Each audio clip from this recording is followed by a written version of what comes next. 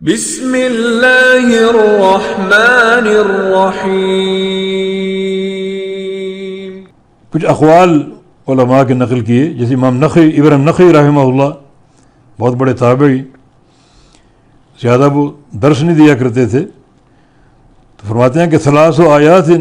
منعتنی ان اقص علی الناس، 3 آیتوں نے مجھے روک دیا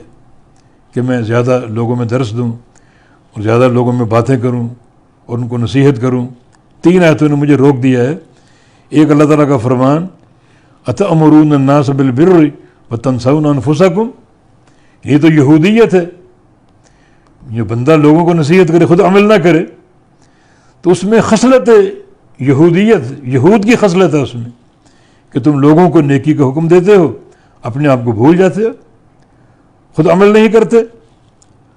اور دوسرا جو شعیب علیہ السلام نے اپنی قوم سے کہا تھا ما ارید ان اخالفکم الی ما انہاکم عنہ، کہ جس چیز سے میں تمہیں روکتا ہوں اس میں تمہاری مخالفت کا تصور نہیں کر سکتا، کہ تمہیں روکوں اور خود وہ عمل کروں، خود وہ کام کروں، تصور نہیں کر سکتا۔ یعنی پھر جب روک دیا تو خود اس کو اپنانے اور عمل کرنے کی ذمہ داری عائد ہوتی ہے۔ اور تیسرا یہ اللہ تعالیٰ کا فرمان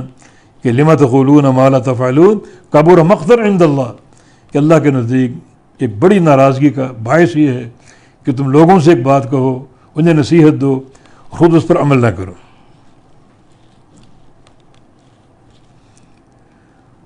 اور جناب انس بن مالک رضی اللہ عنہ کی روایت حافظ ابو نعیم اصفہانی نے اس کا ذکر کیا اپنی کتاب السنہ میں، کہ انس بن مالک رضی اللہ عنہ فرماتے ہیں کہ رسول اللہ صلی اللہ علیہ وسلم کا ارشاد گرامی کہ جس رات مجھے معراج ہوئی تو میں نے ایک قوم کو دیکھا، یعنی اسراء کے دوران ایک قوم کو دیکھا، تقرض شفاہہم بمقاریض من نار، کہ جہنم کی کینچیوں سے ان کے ہونٹ کاٹے جا رہے تھے۔ کلما خورزت وفت، جب ہونٹ کٹ جاتا تو دوبارہ بن جاتا، دوبارہ تیار ہو جاتا کٹنے کے لیے۔ قلت من ہؤلاء یا جبریل، میں نے جبریل سے پوچھا یہ کون لوگ ہیں؟ فرمایا کہ ہؤلاء خطباء امتک،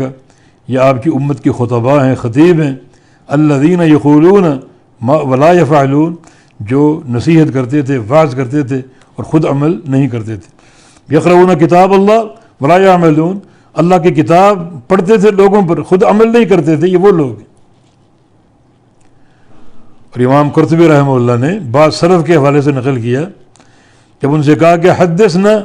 ہمیں حدیث سنائیے، فسکت، وہ خاموش رہے، ثم قیل له، پھر کہا گیا حدثنا، حدیث سنائیے، تو انہوں نے پھر جواب دیا اتروننی ان اقول ما لا افعل فاستعجل مقت اللہ، تم کیا سمجھتے ہو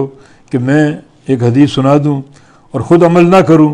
تو اللہ کی ناراضگی جلدی مول لے لوں؟ اللہ فرمایا کبر مقتا عند اللہ، کہ اللہ کے ہاں یہ ناراضگی کا موجب ہے، اور کیا سمجھتے ہو میں حدیث بیان کر دوں اور خود اس پر عمل نہ کروں تو دنیا ہی میں اللہ کی ناراضگی کا نشانہ بن جاؤں گا۔ تو یہ معاملہ انتہائی شدید ہے کہ اللہ رب العزت ایسے بندوں پر بڑی شدت سے ناراض ہوتا ہے جو لوگوں کو ایک بات کا حکم دیں، نصیحت کریں اور خود عمل نہ کریں۔